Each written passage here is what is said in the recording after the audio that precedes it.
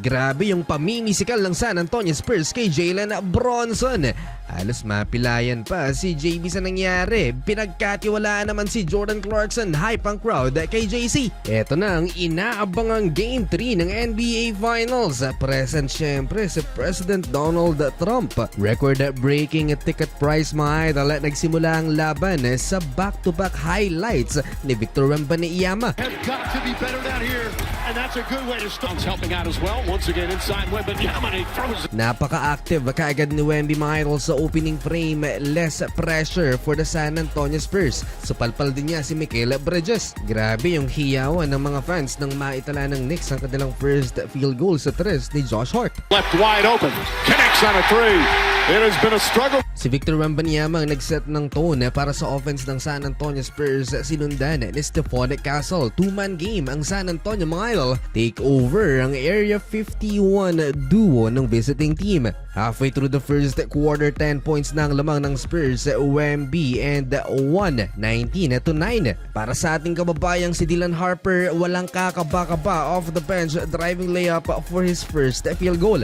May answer naman si OG Anunoby spin and two-handed jump. Daming mga uncalled contacts mga idol, naging physical ang San Antonio Spurs. Medyo naging dirty sa play na to si Victor Wembanyama, pinabayaan lang ng official ng gigil si JB. At ang sumunod na possession si Josh Hart at si Luke Cornet naman. Bagsak si Hart at napiko na nga siya sa player ng San Antonio at tinulak. Back to double digits ang lamang mga idol ng San Antonio Spurs. Dylan Harper with the dunk, posterize ang inabot ni OG Anunoby. Shannon tries to fight through another screen and Harper throws it down.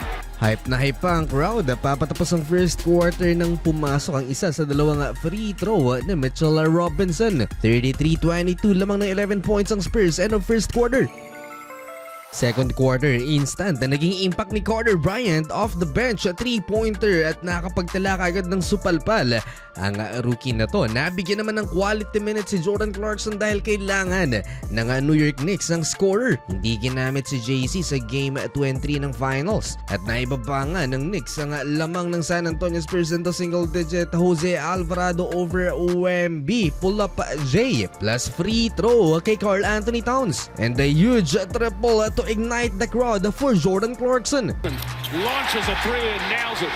Yan ang first points ni JC ngayong NBA Finals. Karl Anthony Towns naman binuli si De'Aaron Fox. Sinigawan pa. 8-0 run for the Knicks. Parang fiesta na sa Madison Square Garden. Baba sa dalawang lamang ng Spurs. Corner.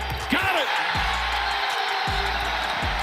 And to stop the run, mga idol, Stephon Castle with the layup. And Karl Anthony Towns drive versus Luke Cornet. Inaangasan niya ang San Antonio Spurs. Take over si Stephon Castle for the San Antonio Spurs habang nasa upuan si Wemby. Nag-angas din siya pabalik kay Karl Anthony Towns. Extended ang minuto ni Jordan Clarkson dito sa second quarter. Pinoy laban sa Pinoy. Dylan Harper driving layup against Jordan Clarkson and JC drive din to counter. Nag-shift ng momentum simula nang ipinasok si Jordan Clarkson at nakalamang pa ang New York.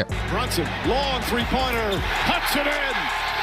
12 points lang naman ang biggest lead ng San Antonio Spurs dito sa first half at binurayan ng Knicks. Nag-small ball ang home team, Wemby, para patahimikin ang crowd back-to-back. Back in, alley-oop to Wembanyama. And here comes the New York Knicks once again. OG Anunoby blows by Victor Wembanyama and another two-handed jam for OG. Dito mo makikita ang tunay na kahulugan ng team effort. Lahat nagbibigayan ng bola, hinahanap ang open shooter. Josh Hart, sharp shooter, hindi halos magmintis, 5 out of 6 sa field. Eto pa, OG kick out and swing to Jalen Bronson. It's a long three-pointer.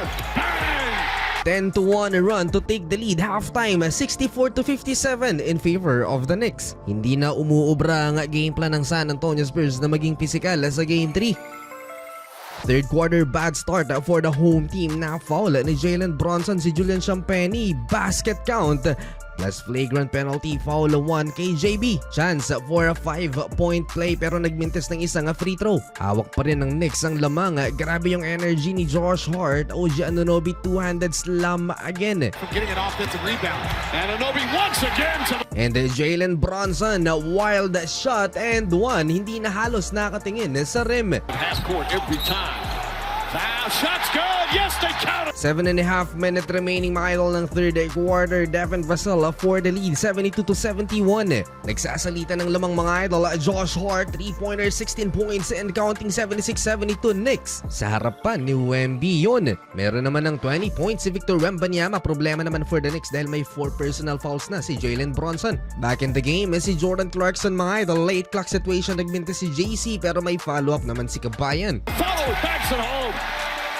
Habang nasa kalagitnaan ng laban, nakita si President Donald Trump na natutulog. Dylan Harper aggressive drive versus Karl Anthony Towns. Napakalakas nun. Last 1 minute ng third quarter mga idol. Shot clock winding down. Jordan Clarkson.